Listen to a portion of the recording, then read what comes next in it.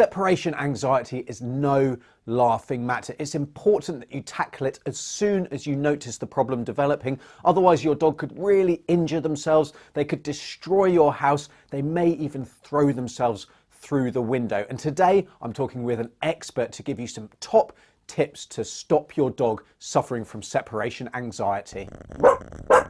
Hi, I'm veterinarian Dr. Alex, and I'm here to help you optimize your dog's health so that they can live the full and happy life that they deserve. And today I'm bringing you an interview that I had with the fantastic Sara Ondrako, who's a veterinary nurse and also canine behavior consultant. And we talked about what separation anxiety actually is and why it's important to get to the bottom of your dog's problem. And then she gives you some amazing tips to how to help your dog cope when you're away and how to cure them of their separation anxiety. So let's jump straight into the interview. There's separation anxiety and there's separation related problems, and they're not the same. So I wondered if you maybe wanted to kind of discuss why they're not the same, why we can't just say separation anxiety is the blanket condition that these guys are all suffering from. Absolutely, and I'm glad we're touching on this because separation anxiety is used as a blanket term, and it's actually a very specific diagnosis. It's very specific to one person in general when it comes to a dog's separation-related problems. Separation-related problems, which is a much broader category, can be things like isolation problems. It can be problems related to being separated from other canines. It can be separation related from other people, but it's not specific to one individual human necessarily. So just to recap the difference, separation anxiety is specific to one person, whereas separation-related problems is more a fear of isolation in general. So being left alone, not being left alone from their person. Okay. So in breeds like Neapolitan Mastiff that really connect with one specific owner and they're very attached to that one owner, especially if they don't come and go very often, that's a likely case where you'd see true separation anxiety. Whereas, you have American Pit Bull Terrier, they love everybody. Yeah. They might just not want to be left alone, and that's an isolation or a separation relakind problem. Yeah. Okay, cool. So, and do those diseases or those behavioural issues manifest differently, or are they showing quite similar kind of outward signs to somebody who's not, trained to look and see what the difference is? There are quite a few similar signs for sure. For example, you'll see some of the same frustrating behaviors, perhaps inappropriate urination and defecation in the home, being very destructive or chewing things in the home as well, whining, crying, barking, panting, pacing. These are all common symptoms and signs that you'll see in both of these issues. So it can often be difficult to diagnose specifically, but it does help to kind of nail it down so that you know how to approach it, whether it's just one specific person and situation that we have to build confidence with, or whether it's kind of everyone in the household. Yeah. It's certainly a little easier to work with an isolation problem, I think, that's more generalized than it is to one specific person, depending on the case, I guess. But yeah, you'll definitely see a lot of the same type symptoms and signs in both.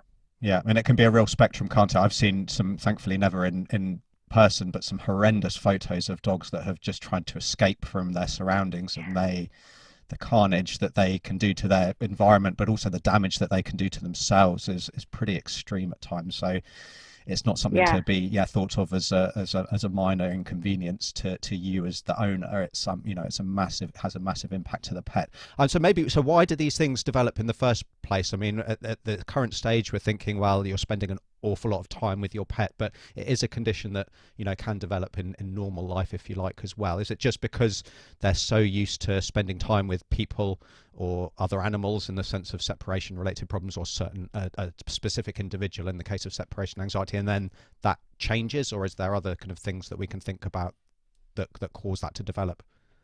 It really is a change in environment, or different stressors that occur. Separation-related problems are something that can manifest with various changes to people coming in and out of the house, a work schedule changing, and absolutely quarantine is one of those big things that has caused a lot of separation-related problems, because not only do you have the initial change, which is a stressor, even if it's a good stress, it's still stress. Yeah. So you have that initial stress of now all of my entire family is home and I'm here all the time and I don't have independent time anymore and I don't have to be by myself anymore. And they kind of lose that ability to entertain themselves or self-soothe if they're, they're frightened, or recover from things that they're frightened from when they don't typically have their owners. So normal levels anyhow. And then that does, then you throw in a second change to where all of a sudden overnight they go back to work again, and you've just disrupted their whole entire universe again. So not only is it one shift, but then it's two shifts within a small amount of time, and that can really throw their world off. And so that's where you'll start to see some of these frustrating behaviors from them. It's a lot easier for them to handle that or tolerate that if it's a gradual change. Anytime we're going to change something in the dog's environment, it's much easier for them if it's obviously a gradual change. It's easier for them to get used to. So that's certainly one of the reasons, is that all of a sudden people are home much more and the dog gets very used to that. And then all of a sudden they're gone again. And they're like, how do I cope on my own? Yeah, absolutely. Let me just alleviate this stress in any way that I know how. I don't know what to do with all this energy. I'm just going to, Yeah. And I guess I imagine it's going to be worse for maybe puppies in the current situation, because they've never had the situation where they've had to cope with that. Whereas maybe an older dog who was okay, but is, now kind of showing some signs of a separation related problem, it may be that they're showing more minor signs, more subtle signs, but they're still, they're still stressed and they're still struggling, but maybe not to quite a degree as the puppies are. So that's great. And I'm sure that there are going to be people who go, well, actually, now that you think of it, now that my dog is pacing, maybe they've had a couple of accidents, maybe, they are dealing with a separation anxiety or separation related problem. What can they do about that? How can they go about helping their dog to adjust to their new situation that they find themselves in? Well, like you brought up, there's two different cases. So you have the younger puppies that are going through their super sponge, stages and critical development periods. It's a bit different than the adult dogs that do have some of that muscle memory of what it was once like to cope and what it's like to be on my own, or just with my other pet members in the household. There are a number of different things that we can throw at separation related problems. And oftentimes it starts with the hardest part is really trying not to be gone from the home until you can work through this. And it's an undetermined amount of time. So people are like, I can't just be home for an undetermined amount of time. But having somebody, if it's not true separation anxiety, if it is an isolation issue and it's not that one person, having other people that can help, other family members that can help, a pet sitter that can help, friends, family, whatever it is, that might be able to take the place of you when you're not there until you can get your dog back on a normal routine, a normal track. Unfortunately, with separation-related problems, a small setback is much bigger than we perceive. Even if they're like, oh, well, they only got out once and defecated once, or chewed one shoe while I was gone within the week. It's more of a major setback for the dog than it is for the people as far as perception is concerned. So if you can, your best bet is to have the animal not alone just during that transition period when you're working on a behavior modification plan to get them out of that. Increasing your enrichment schedule and your physical activity schedule. So making sure that you are mentally stimulating them when you are home and physically stimulating them when you are home as well. And often that's best if you set a very stable routine that your dog can predict. So getting up at the same time in the morning, feeding at the same time, doing your walk at the same time, doing your playtime at the same time. The more predictable that the routine is, the more the dog will slide into that and feel a lot more secure and comfortable with it too. There can be some medical intervention, as you know. I always refer all of that out to my veterinarians. Obviously, I don't ever make any medical recommendations whatsoever. That's not my field. However, I do often recommend for any dog that's experiencing signs of fear and anxiety, especially in separation-related cases, to do a nutrition check. Make sure that we are on highly digestible proteins, because the gut and the brain are directly connected. They communicate all sorts of stuff to one another. Without getting into too much scientific detail. So doing a nutrition check to make sure they're on, a good quality nutritional diet and potentially a full spectrum probiotic supplement, looking at doing a probiotic supplement like Calming Care, that Purina has. Some places it's over the counter, some countries it requires a prescription via veterinarians, but Bifidobacteria longum is the specific strain in that product, and some over-the-counter products that really help kind of balance the gut, especially in animals that experience really high levels of anxiety or fear. So just a few things you can do. Definitely mental and physical stimulation, setting that routine, supporting them nutritionally, and also what's really important is keeping that energy level down when you're coming in the house and when you're leaving the house.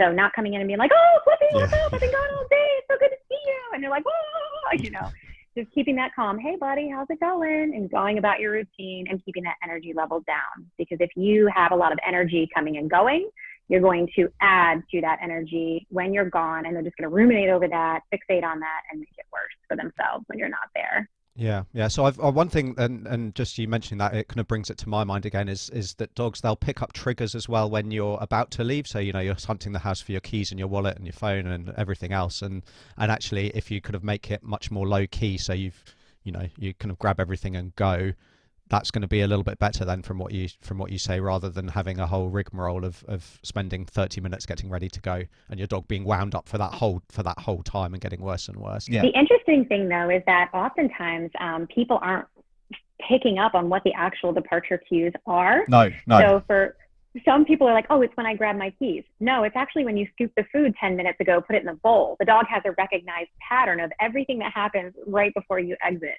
So you're right, working on desensitizing to some of those departure cues, even if you don't think they're a big deal, just every part of that process can help bring that energy level down when you leave. Cool. And in terms of kind of accessories, I guess, for mental stimulation, I mean, things that I think of are Kongs, slow feeders, licky mats, food puzzles, snuffle pads. Are there any other, so we kind of, when I think of other fear-related problems, there's like the body wraps, and the name of them escapes me, the thunder shirts, I think it is. You know, do those kinds of things help play a role as well, or is that just they're completely separate problems, so they're not going to help in this situation? I don't find that they help that much at all in this type of situation. Those are more event specific. Yeah. So, you know, noise related, pressure change related, things like that. I haven't seen a lot of success with something like a thunder shirt used for separation anxiety or separation related problems as of yet. However, I'm up for trying anything. Like if you put it on the dog and you think it makes a difference, go for it. You know, and I guess every maybe dog is individual. Yeah, maybe if you're using it for another reason and it helps, then maybe you can just use it, you know, put it on and things. We know that there's an association with comfort for sure. Like dogs that we muzzle, we know that building a positive association with a muzzle can just alleviate stress in general because it really likes to have the muzzle on. So the same could be for a thunder shirt as well. I could see that. Yeah. Yeah, and then you mentioned kind of supplements and medications and things like that, and yeah, there's definitely a role with those, and there's a number of those in our toolkit, and they'll be dispensed based on individual history and health and all that kind of thing. But one thing that I'm very cognizant of as a vet is that drugs aren't the solution to the problem. They can help manage it. They can help a dog maybe cope in the short term, but we don't want to rely on them as saying, well, I'm giving X, Y, or Z drug, they seem to be calmer, so I don't need to do anything else. I always stress that to my patients, that really, drugs aren't the answer. They might help in the short term, but it's so important that you work through all of those things that you've just said. So that's great. If people are struggling, then they need to consult with a behaviorist. So, people like yourself who are doing them online when you can't travel are great, but seeing a local behaviorist is important. If they can come to your house, that makes a huge difference. Prevention is always better than cure, so make sure you check out the other video on screen now where Sarah talks all about how to prevent your dog or new puppy from ever suffering from separation anxiety in the first place. Also, be sure to check out Sarah's channel linked on screen. And until next time, I'm Dr. Alex. This is Our Pets Health, because they're family.